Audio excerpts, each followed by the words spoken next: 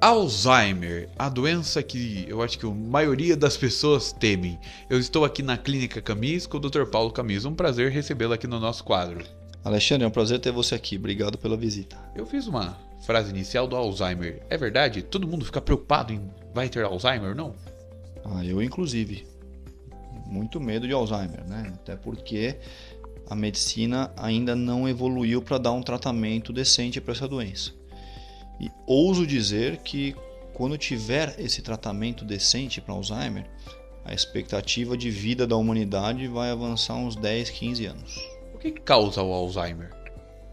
É uma boa pergunta, tá? Quando ele foi descrito no início do século XX, as pessoas não chegavam na terceira idade.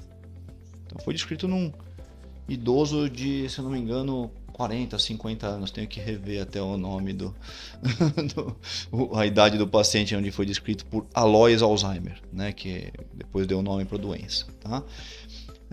Mas o que ele viu no cérebro dessa pessoa é que tinha uma proteína que depois recebeu o nome de proteína amiloide.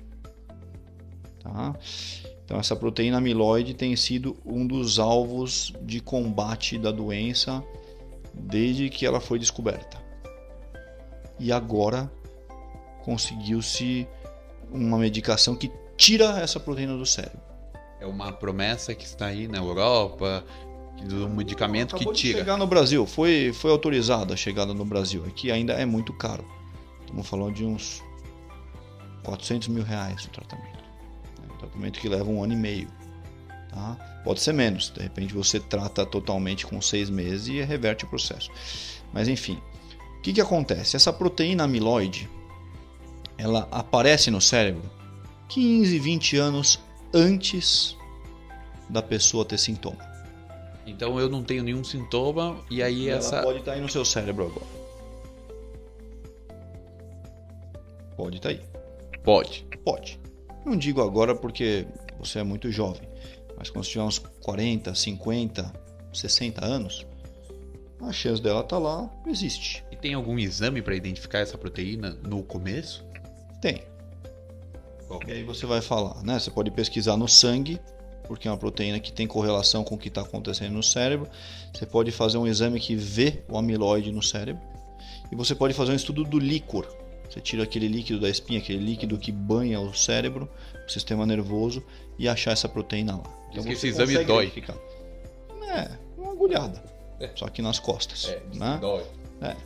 Então, que é o mesmo que é feito para quem tem meningite. Suspeita de meningite, você faz lá para analisar o líquido. Né? Qual que é o ponto? Né? Esse tratamento é novo, esse tratamento é caro e ele só foi estudado nas fases iniciais da doença. Ele reverte a doença? Não, ainda não. Ele retarda a progressão da doença. Então, em vez de uma pessoa ter uma progressão mais rápida, esse remédio, que é a nova promessa, ele vai retardando, ele vai diminuindo a intensidade. Exatamente.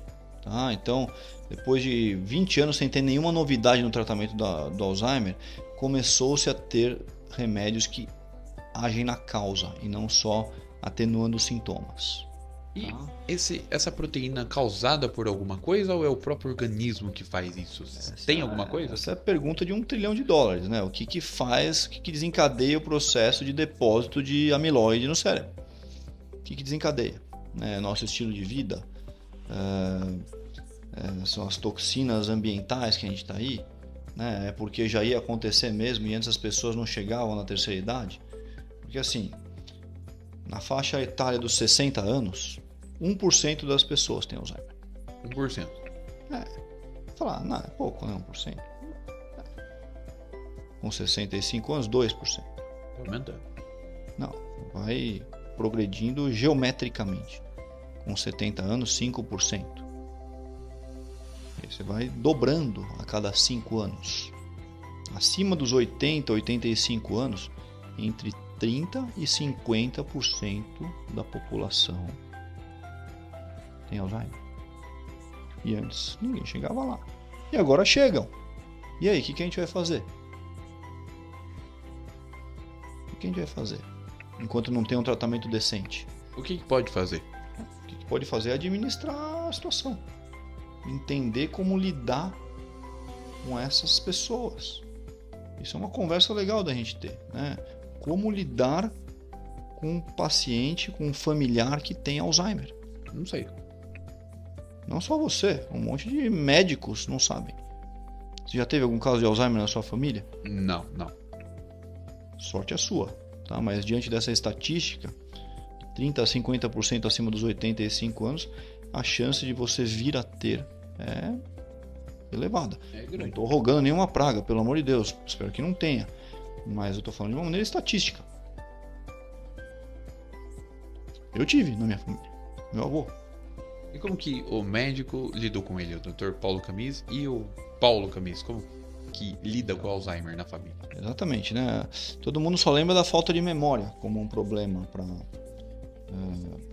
do Alzheimer. Só que você tem problemas que dão muito mais trabalho. Quais? Alterações comportamentais. É muito mais desgastante para o familiar do que a memória. É um idoso uma hora que tá alegre, depois tá triste, ou que tá normal e depois fica revoltado. Pode acontecer isso, mas o que acontece? Ele fica agitado, ele fica agressivo, ele não dorme e pode fazer besteira à noite e não deixa ninguém dormir na casa. Então você imagina como é que fica a dinâmica da casa. Vira de cabeça para baixo.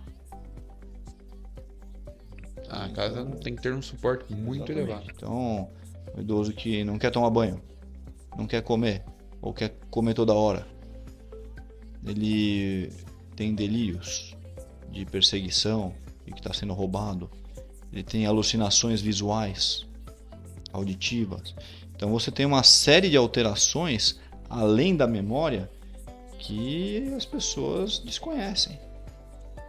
Então você tem que lidar com isso. Você tem que saber lidar com isso. E às vezes a melhor forma de lidar com isso não é com remédio. É com o quê? Saber conduzir a situação. Habilidade de quem está por perto. Uma paciência, você diria.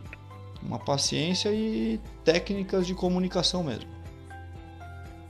Então, como lidar com uma crise comportamental em quem tem Alzheimer? Esse é um ensinamento importante. Eu diria que é mais importante do que qualquer remédio. Porque, por exemplo, às vezes a pessoa chega para mim, ele não quer tomar banho de jeito nenhum, ele não quer tomar banho. Não tem remédio para fazer a pessoa tomar banho. Não adianta eu chegar e falar, toma esse remédio que agora ele vai tomar banho. Não tem. Ele quer comer toda hora. Mas eu acabei de dar comida para ele não está com fome e ele quer comer de novo, porque o distúrbio, o centro da saciedade dele está prejudicado. A doença pode afetar outras partes do cérebro que não só as da memória. Então, como é que eu lido com isso? Então é muito mais importante a habilidade de quem está por perto do que eu dar algum remédio. A forma de comunicação com esse idoso. Forma de comunicação com esse idoso. Então, você acabou de dar comida para ele. Você sabe que ele não está com fome, você não está maltratando aquele idoso, aquela idosa, né? E ele vai lá e te fala, você não vai me dar comida? Qual que é a pior coisa que você pode fazer? Você falar, mas eu acabei de te dar comida? Não deu não. Claro que eu dei, acabei de dar, você não lembra? Ele não lembra mesmo. Não é pessoal, é uma doença. Não deu. Claro que eu dei. Não deu. Dei, não dei. Acabou. Ferrou tudo. Fica essa briga interminável. Todo mundo perde um desgaste sem fim. Aí pode mexer ainda mais com a cabeça desse... A pior coisa que pode acontecer. E é justamente o que é feito na maioria das vezes. A pior coisa é o que em geral é feito. Olha só. E no lugar de ficar brigando, qual é o conselho do Dr. Paulo? Nunca deixe formar conflito na cabeça de quem tem Alzheimer. O que não quer dizer fazer o que a pessoa quer. Concorde com tudo e faça o que é certo. Você não vai me dar comida? Claro, já dou, vou preparar lá. E encerra o assunto. E se ele perguntar de novo a mesma coisa, você não vai me dar comida? Claro que eu vou te dar. Vamos preparar? Espera aí que eu já preparo. Ah, mas eu quero sair de casa, estão me prendendo aqui. Ah, tá bom. Vamos sair, mas você já pegou a carteira? Vamos lá pegar a carteira? E ele chega lá e não lembra mais que ele quer sair de casa. E beleza. Ah, mas eu não vou tomar banho hoje. Não quero tomar banho. Não tem remédio para isso. Qual que é a habilidade que a pessoa tem que ter? Tem que transformar o banho numa atividade divertida. Tem que mostrar para ele que a água tá quentinha, que tá acolhedora, né? E usar esse jogo de cintura. Não vou tomar. Tá bom, você sai de cena, espera 2 minutos, 3 minutos, que não lembro, e você muda a abordagem. Hora do banho, vamos lá? Não quero. Muda de novo. Opa, vamos tomar um banho quentinho? Mudou tudo. Em 2, 3 minutos vai do céu ao inferno e vice-versa. Então você tem que ter essa habilidade enquanto cuidador, enquanto familiar daquela pessoa que tem uma demência. E todo dia, toda hora esse ciclo tem... Você tem várias situações. Tem pessoas que são tranquilas, tem pessoas que são terríveis. E não é pessoal, é doença. Se aquele familiar achar que é pessoal contra ele, acabou tudo, implode a casa. Não é pessoal, é doença. Aquele seu familiar, ele ainda te ama.